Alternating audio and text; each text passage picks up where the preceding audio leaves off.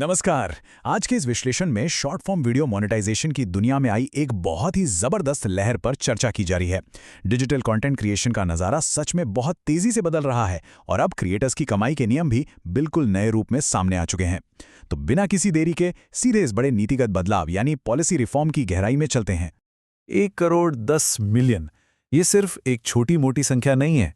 ऐतिहासिक रूप से देखा जाए तो ये एक ऐसी विशाल और अभेद्य दीवार रही है जिसने अनगिनत नए और उभरते हुए क्रिएटर्स का रास्ता पूरी तरह रोके रखा है। जब भी कोई नया क्रिएटर अपना सफर शुरू करता है तो ये 8 अंकों का लक्ष्य हासिल करना सच में लगभग असंभव सा महसूस होता है। ये एक ऐसा भारी भरकम आंकड़ा है जिसने न जाने कितने बेहतरीन टैलेंट्स को शुरुआती दौर में ही थकाकर हार मानने पर मजबूर कर दिया है। और यहीं से एक बेहद जरूरी सवाल निकल कर आता है कि आखिर एक नए क्रिएटर को 1 करोड़ व्यूज तक पहुंचने में कितना वक्त लगता है। ये आज के समय में अपनी ऑडियंस बनाने और अपनी मेहनत से वाकई में कुछ कमाई करने की कोशिश कर रहे किसी भी व्यक्ति के लिए एक बहुत ही बड़ी चुनौती है। बात सिर्फ बेहतरीन कंटेंट बनाने की नहीं है, बल्कि उस अंतहीन लगने वाले इंतजार की है जहां बिना किसी आर्थिक फायदे के बस लगातार काम करते रहना पड़ता है। और सच कहा जाए तो ये इंतजार का वक्त ही सबसे मुश्किल दौर होता है। तो आगे बढ़ते हैं और देखते हैं दी ओरिजिनल मोनेटाइजेशन बैरियर यानी शुरुआती कड़े नियमों को। पिछले नियमों के मुताबिक पार्टनर प्रोग्राम में शामिल होने का मतलब था एक साथ 2 बड़े और थका देने वाले लक्ष्य पूरे करना। पहला, कम से कम 1000 फॉलोअर्स की गिनती पूरी करना और दूसरा, उसके साथ वही विशाल 1 करोड़ व्यू काउंट हासिल करना। ये एक ऐसी दोहरी चुनौती थी जिसने कमाई की शुरुआत को बेहद जटिल बना दिया था। सिर्फ व्यूज लाना काफी नहीं था और सिर्फ सब्सक्राइबर्स जोड़ना भी काफी नहीं था। दोनों पैमानों पर एक साथ खरा उतरना ही कमाई का इकलौता और बेहद कठिन रास्ता था। अब आते हैं इस विश्लेषण के सबसे दिलचस्प हिस्से पर, द न्यू लोअर थ्रेशोल्ड्स यानी नई और कम की गई सीमाएं। यहां सब्सक्राइबर की सीमा को सीधे आधा कर दिया गया है। 1000 फॉलोअर्स की पुरानी और मुश्किल लगने वाली शर्त अब घटकर सिर्फ 500 सब्सक्राइबर्स पर आ गई है। ये कोई मामूली बदलाव नहीं है।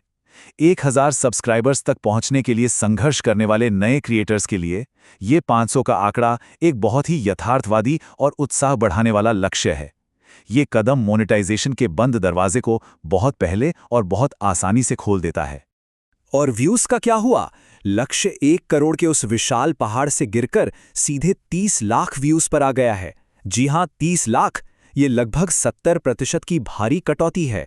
अगर ध्यान दिया जाए तो जो लक्ष्य कल तक नामुमकिन और थका देने वाला लगता था, वो अब पूरी तरह से पहुंच के भीतर आ गया है। शॉर्ट फॉर्म कंटेंट बनाने वालों के लिए ये सच में एक गेम चेंजर पल है, क्योंकि अब महीनों या सालों की मेहनत का फल बहुत कम समय में मिलना शुरू हो सकता है। अगला हिस्सा है इंसेंटिवाइजिंग इमर्जिंग क्रिएटर्स, जो कि प्लेटफॉर्म की मूल रणनीति है। सीधे शब्दों में समझा जाए तो पैसे कमाने को अधिक सुलभ बनाने के लिए इन सीमाओं को काफी कम कर दिया गया है। यहाँ सबसे ज्यादा ध्यान देने वाली बात यह है कि बाधाओं को केवल थोड़ा सा एडजस्ट नहीं किया गया, बल्कि एक बहुत बड़ा बदलाव लाया गया है। ये छोटे चैनल्स के लिए आमदनी के द्वार खोलने का एक सीधा और स्पष्ट प्रयास है। अब कमाई करना केवल इंटरनेट के स्थापित दिग्गजों की जागीर नहीं रहा, ये हर उस व्यक्ति की पहुंच में आ गया है जो लगातार अच्छा कंटेंट बना रहा है। चलिए इस चर्चा के आखिरी पड़ाव की तरफ बढ़ते हैं, द प्लेटफॉर्म्स अल्टीमेट गोल। इस पूरे कदम के पीछे का असली मकसद एक मजबूत और टिकाऊ क्रिएटर इकोसिस्टम बनाना है। सीमाओं को इतना कम करके प्लेटफॉर्म छोटे चैनल्स को उनकी ग्रोथ के बहुत शुरुआती चरण में ही कमाई करने के अवसर दे रहा है। ये एक ऐसा माहौल तैयार कर रहा है जहां उभरते हुए टैलेंट को आगे बढ़ने और भी बेहतर कंटेंट बनाने के लिए सक्रिय रूप से प्रोत्साहित किया जाता है।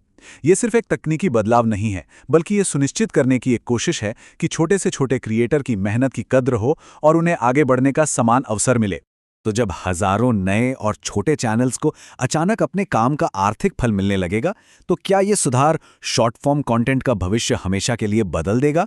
निश्चित रूप से ये एक ऐसी नई शुरुआत है जहां कंटेंट क्रिएशन पहले से कहीं ज्यादा डेमोक्रेटिक यानी लोकतांत्रिक हो रहा है। ये वाकई सोचने का एक शानदार विषय है कि आने वाले समय में नई ऊर्जा से भरा ये डिजिटल परिदृश्य हमारी स्क्रीन्स पर कैसा रूप लेगा।